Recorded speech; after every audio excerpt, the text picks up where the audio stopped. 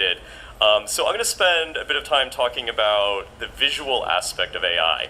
And I think this will be interesting because this is kind of where the recent interest in AI started, and then we sort of pivoted now to these large language models, and I'll talk about that pivot and some realistic constraints, just like we heard about the constraints around language models, what's going on the visual side of things.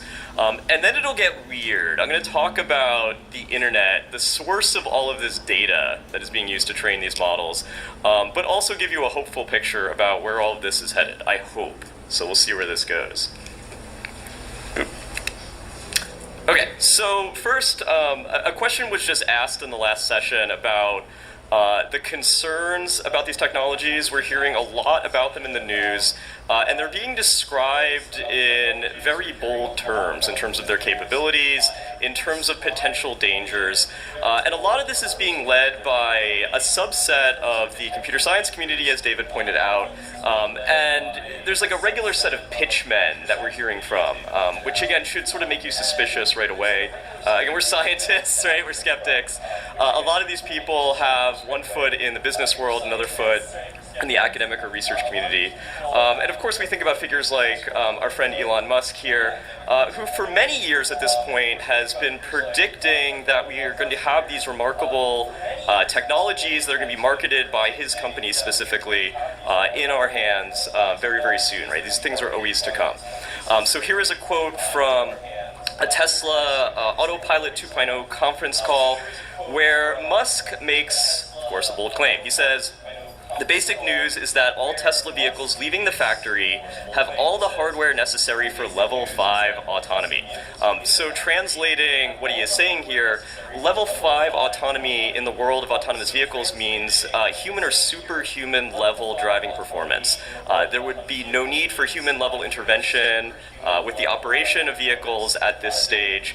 And basically, right, we would have a big piece of the AI puzzle solved. He is saying his cars have this capability. It's just going to take a little bit more development work on the software side, and everything will be fine. Of course, this was in 2016. He has since made this same prediction that we're going to have self-driving cars very, very soon. It's always kind of like, next year, next quarter. But of course, we know this technology does exist, but it's not safe, and I'll explain why, and not everybody has one of these things yet. And we'll talk a little bit about some of the struggles that the autopilot system has had in recent history. Another pitchman, Demis Hassabis.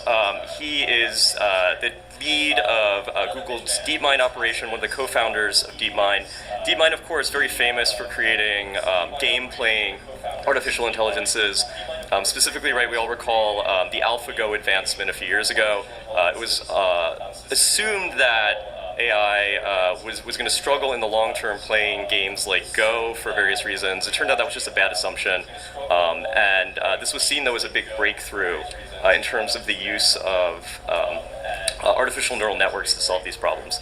And DeepMind has always sort of marketed itself as a general AI shop, right? They're not really interested in just game playing. They want to extend these technologies to something more resembling the human mind.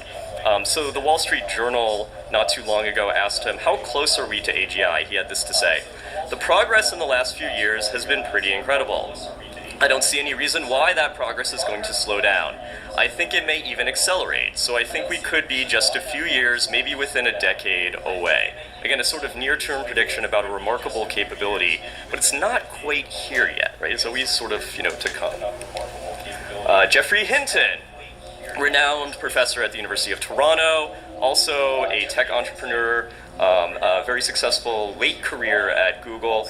He has now retreated to his private island in Canada and has become an AI doomer. He believes now we have crossed the threshold, and these things are potentially very dangerous. He had this to say in reference to the capabilities of the systems that he himself helped develop.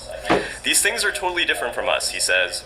"Sometimes I think it's as if aliens had landed and people haven't realized because they speak very good English. It's a completely different form of intelligence. A new and better form of intelligence. Ooh, that's scary. In fact, there was a recent profile of Hinton in the New Yorker back in the fall, where he sort of lays out this case in more detail, explaining why he is so concerned about the future of humanity. He does indeed believe this is an existential risk. Now, Hinton is not a crackpot. He has a storied career in computer science. He shared the Turing Award, which is the field's top prize, with Yann LeCun and Yoshua Bengio.